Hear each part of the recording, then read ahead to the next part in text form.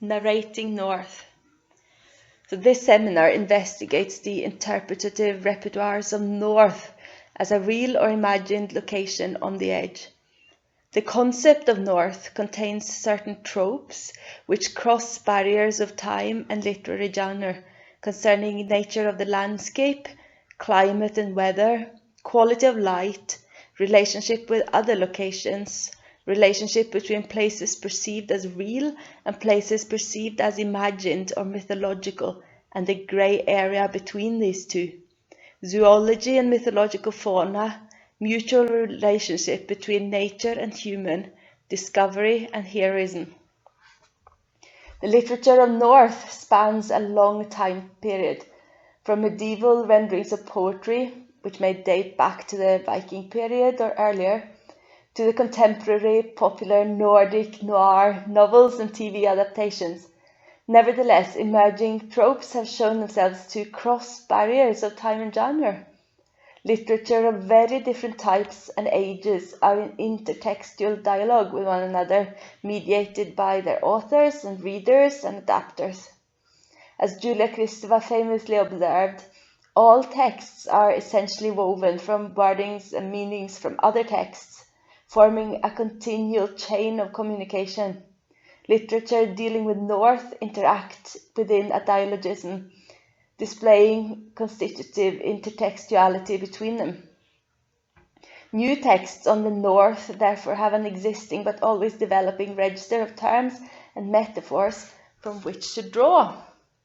However, the development of the concept of North involves more than strictly literature, such as folklore, storytelling, folk belief, maps, and antiquarian or early scientific reports are all forms of texts which are not readily labeled as literature, but are nonetheless part of the wider developing discourse of North and what characterizes and constitutes northernness. It can therefore be difficult to draw any definitive borders between the real and the literary, or the real or the imagined. For example, the narratives of voyages and exploration in North America contained in the Icelandic sagas were to the contemporary audience at once both thrilling adventures and sources of information about perceived real geography, population, flora and fauna. Early maps show mythical beasts and vanishing islands alongside factual lands. When there are fewer nor other competing sources of information, how is the audience to know where the line goes between the real and the fantastical? Thus, the narrative of the North as a place where the fantastical may be real is established from an early age. The early modern period was in many ways no different. Victorian antiquarians brought their own readings of medieval saga literature into their research on archaeological monuments. People, places and scenes from literature were mapped onto visible archaeological remains, transforming land, stone, elevations, etc. into a landscape, a particular way of seeing and of attaching meaning to what you see. I want to give a nod here to my UHI colleague Frank Rennie for his interesting insights on landscape. So what is North is therefore a multifaceted question, incorporating other sub-questions. Where is North? How is North? When is North? Who is North? And lastly, but perhaps most importantly, why is North? Firstly, where is North? And I found it useful to use the concept of interpretative repertoires by Potter and Wetherell 1987 here. Interpretative repertoires are internally coherent ways of speaking about objects, actions, and events. There is arguably an interpretative repertoire in which North transcends boundaries, of North being located somewhere beyond. It may be termed the frontier repertoire. It arises perhaps from the simple observation that North is always north of some other location, but that this other location can vary. Thus, North is always relative. Where the boundary is between here and North depends on the beholder. For example, Nordic noir are simply crime or detective novels when read in Scandinavia. Their Scandinavian authors did not set out to portray an exotic, though dark, northern otherness. That element emerged not in the writing, but in the reading, once these novels crossed the border out of Scandinavia and met an English-speaking audience. In the eyes of a different beholder, located away from the geographical setting of the plot, the novels achieved northernness. Likewise, the archipelagos of Orkney and Shetland achieved their northernness by being transferred from one political unit to another. In 1468 and 69, the islands were pawned from Denmark, Norway to Scotland, and that allowed the gaze to shift. So with this shift in viewpoint, the islands ceased being the Western Isles as seen from Norway and became instead the Northern Isles as seen from Scotland or the UK. So conscious of their former status as Dano-Norwegian dependencies, Orkney and Shetland now have a place in the psyche of their local population as well as the British population, as situated somewhere precisely between these two political units as simultaneously British and Scandinavian, or as a little Scandinavia in Britain. It has become a borderland where here meets north. In Canada, generations of school pupils in the 20th century were raised through the medium of the texts that they read in their school reading books to see Canada as a northern nation. But at the same time, they were led to recognize that archetypal Canada is not located in the southern urban belt where most of these school children lived, but rather in the sparsely populated wilderness further north within its territory. So in other words, north moves depending on the location of the beholder. Perhaps this is how the association with exploration, crossing borders and venturing into the unknown arises. In the frontier repertoire, north can be at the extreme verge of unknown territory, such as the Orkney and Shetland Islands, or it can be located beyond the frontier at a perpetually shifting unexplored location, such as the elusive Northwest Passage. Once a place becomes familiar and becomes here, north of here is still unexplored. Exploration and adventure literature abounds in connection with north. Setting the scene was the sagas of the Norse exploration beyond Greenland. There's perhaps a paradox in here, given that Newfoundland, the most likely geographical location of the literary Vinland, is west of Greenland rather than north. However, through its quality as previously unexplored territory, west is north, because in the frontier repertoire, to go north is to go into the unknown. Northern exploration literature also comes in the form of 19th and 20th century scientific accounts and explorers' diaries and travel descriptions, sharing the sense of wonder and the excitement of penetrating the unknown. With earlier Arctic exploration literature, these accounts portray places that were seen in 19th and 20th centuries as being among the last uncharted territories on Earth. These accounts take north to the extreme. How is north? What characterizes it? Which qualities define north in the frontier interpretative repertoire? The qualities observed, described and attributed to north range from idyll to horror. There's a distinct sense that the north is untamed, not subject to the human will, unpredictable and at times downright chaotic. Climate and weather conditions are described as unfamiliar and unlike anything in the known world, and this can be perceived as variously beautiful or horror-striking, but in both cases awe-inspiring. Northern beauty lies, for example, in the quality of light, and in the fact that in summer daylight hours are endless. In the Arctic pastoral, light glitters and reflects on frozen surfaces such as rocks and icebergs. Even outside summer's eternal day, in the long Arctic winters, light can fascinate. The aurora borealis is a recurring element of Arctic exploration literature, and is sometimes imagined as the thin veil between this world and the other world, a notion which perhaps comes to mind easily in the frontier repertoire, where the North in itself lies in borderlands between the known and the unknown. The land is seen as a frozen wilderness, which is rough, frigid, but nonetheless has a haunting elegance. However, the North can also hold riches. Part of its attraction lies in natural resources such as timber in Canada, furs, whale meat and blubber, walrus ivory, and fishing. Riches can also come in the form of laying claim to land, as did the Norse settlers, or territory, as did the explorers who named islands and other geographical features after themselves or their patrons, as did France and Britain and Canada. In the realm of imagination, the North offers splendor beyond this. The Vinland of the Norse sagas is particularly an imagined land of plenty, where wine grapes grow in nature. The idea is that if the explorer can penetrate the dangerous frontier and get out the other side, there's a land of wonder waiting to be inhabited. The same idea underlies the legends of vanishing islands, such as Thule, Avalon, Atlantis, or their more localized and less famous cousins, such as Hildeland or Utrøst. Physically or metaphorically, arriving in the land of plenty is the ultimate dream in the frontier interpretative repertoire.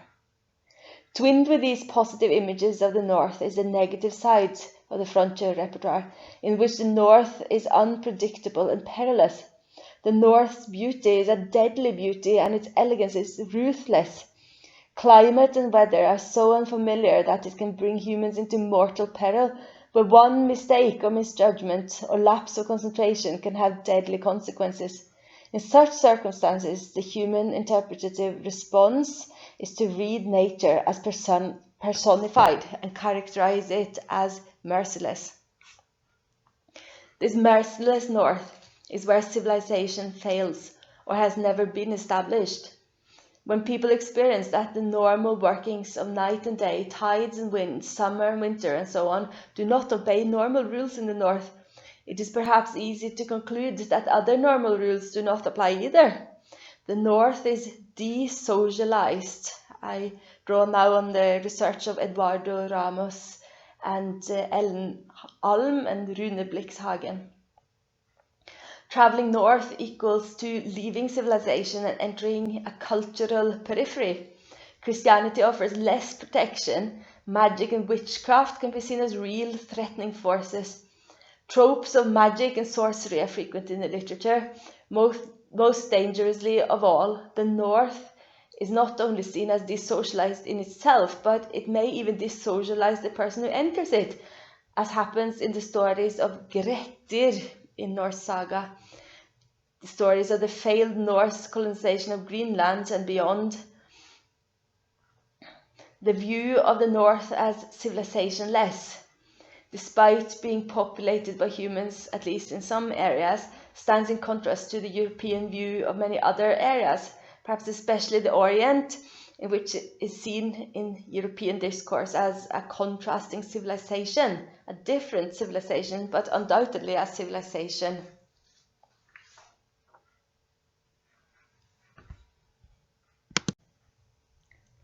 When is North?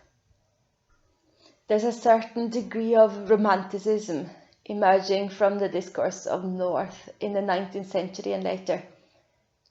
Andrew Vaughan has aptly coined the phrase the Old North to capture the discourse on North within national romanticism, which imagines the North as somewhere rooted in a heroic past, but which informs and is a cultural ancestor to modern Europe, perhaps Britain in particular.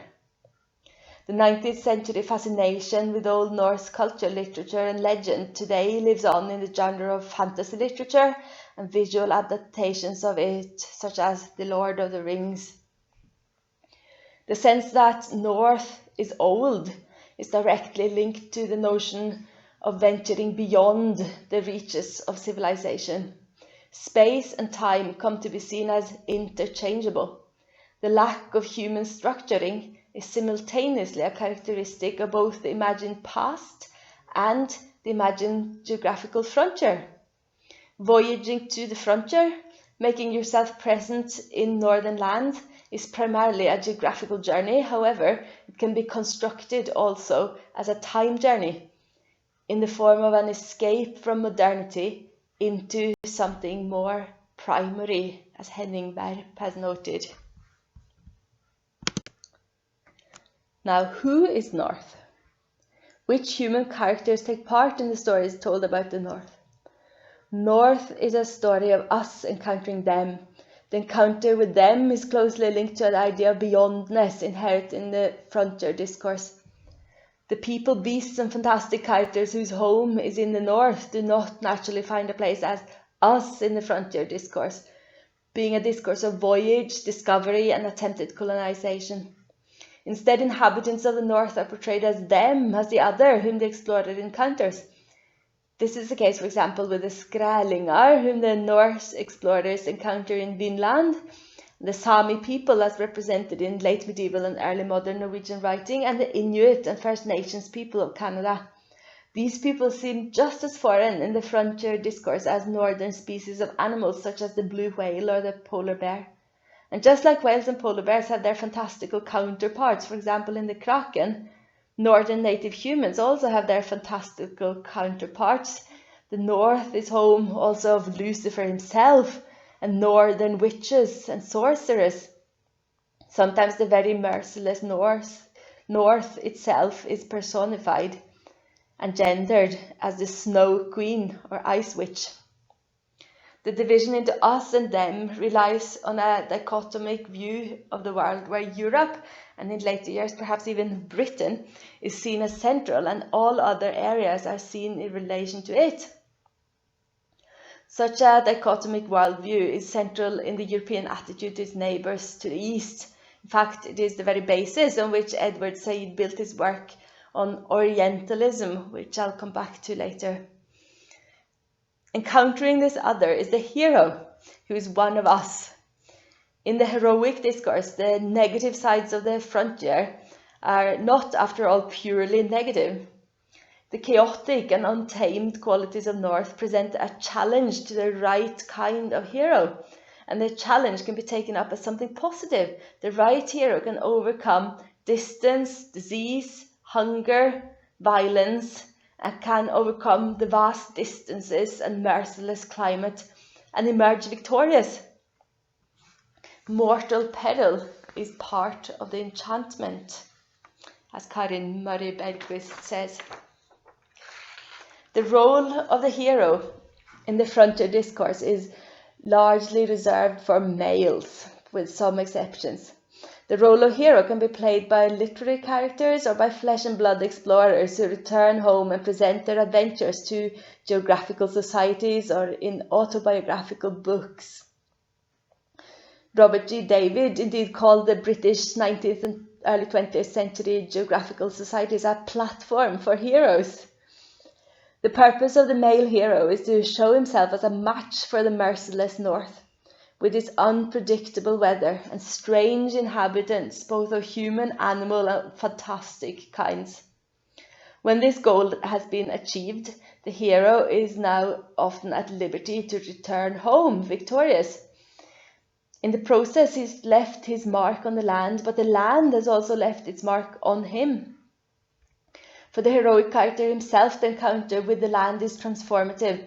His physical, mental and moral character is shaped by his interaction with the land and the challenges it throws him. This is the case, for example, with heroes of medieval Icelandic literature, such as Sigurd, the dragon slayer, or Helgi, or Grettir. It's equally true of the frontier hero of the Arctic pastoral, who, on his return to civilization, is forever changed by his experiences and may for the rest of his life harbour longings to go back to the Arctic frontier. A very different character emerges, however, in the Nordic noir crime fiction, as Jack Dice observes. While these at times dysfunctional and often unhappy protagonists may or may not deserve the label hero, one can argue that they are portrayed as being shaped by the northern landscape. However, these are not explorers. Modern Scandinavia is their home, and as such, the narratives of these detectives are not naturally part of the frontier discourse. British readers, however, are accustomed to reading stories set in the North through the interpretative framework of the frontier discourse, and draw upon their experience with this discourse when reading Scandinavian detective novels. When read through frontier spectacles, the stress, dysfunction, and unhappiness of detective protagonists become not a consequence of their profession, but of their location. They are shaped by the dark northern winters and severe northern weather with persistent icy rain. The pathetic fallacy has been turned on its head. It's not necessary to travel to the far north, the Arctic, in order to share in the masculine ideal of the northern frontier hero. The role is communicated in the medium of literature.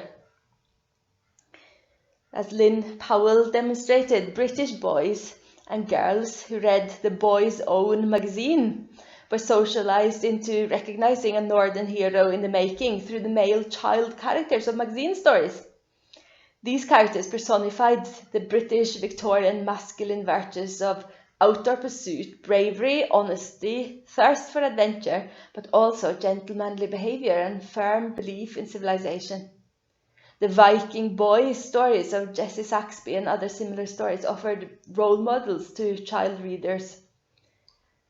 A similar educative effect was achieved in Canadian school reading books, as researched by Claire Smerdon. One may therefore argue that both the heroic character who brings the imprint of the North back home with him after his adventure, and for the reader who shares in the heroic adventure and is educated by it, the consequence of the encounter with the North is that North ends up finding a permanent place within yourself. Lastly, why is North? What function does it fulfill? What function does the frontier interpretative repertoire and understanding of North that it produces fulfill? Potter and Wetherell observed that categories are selected and formulated in such a way that their specific features help accomplish certain goals, for example, to provide certain actions with legitimacy. When it comes to approaches to North, it's perhaps best studied in relation to previous research on East. A pioneering researcher on the European interpretative repertoires of East is Edward Said, who coined the term Orientalism. His defining work from 1978 on Orientalism set out to use discourse analysis as defined by Foucault to study Europe's discourses on the Near East, that is, how the Orient is portrayed in European Western experience. His work is therefore not concerned with the Orient itself, but with Europe's narrative construction of the Orient and the purposes that this discourse fulfills for Europeans. The European discourse constructs the Orient as a place of romance, exotic beings, haunting memories and landscapes, remarkable experiences. The Orient takes the role on one of Europe's deepest and most recurring images of the other, in which Europe can reflect and contrast itself, writes Said. The East is not entirely different, but just different enough from Europe to provide an adequate contrast. The effect was that, quoting, European culture gained in strength and identity by setting itself off against the Orient as a sort of surrogate and even underground self, providing a Western style for dominating, restructuring, and having authority over the Orient, wrote Said. If one applies Said's method to representations of the North, one's perhaps dealing with Borealism. In some ways, Borealism can not only be seen in parallel to Orientalism, but in fact as an arm of Orientalism. In the 19th century race to find the Northwest Passage, it was precisely the desire to tap into the resources of the Orient that fueled the urgency to discover the route and lay claim to it as the land of wonder awaiting at the other side. The North thus became involved in Europe's colonial aspirations in the East. Even when the intention of Arctic expedition was not direct conquest, many European nations, including Britain, Norway, and Italy, saw Arctic exploration as an opportunity to enhance national prestige. In Britain, discoveries in the North were read as an indicator of British global status. The North is by no means similar to the East, but the interest here lies in how Europe defines itself through directing its gaze at others. As Anna Heida Paulsdottir so astutely observed, quoting, "England has often been displayed in English children's books as the hub to which other cultures are placed as subordinate. The country is placed very firmly at the midpoint of the world, referring to Asian countries as the East or the Orient, to America as the West, to Spain and other sunny countries as the South, and to an indefinite area north of England as the North. The rest of the world has adopted this dichotomy and thus tend to associate ideas with each of these concepts. For example, the exotic East, the wild West, the passionate idyllic South, and the cold, dark, merciless, evil North." The other is in every case exotic, when compared and contrasted to the home. Geographical features, climate and weather of the North are exotic and can be difficult to describe using familiar words from the home language. In order to overcome this communicative difficulty, accounts of the North may draw on a strategy of personification, giving us images of the merciless, ferocious, deceptive North, and so on.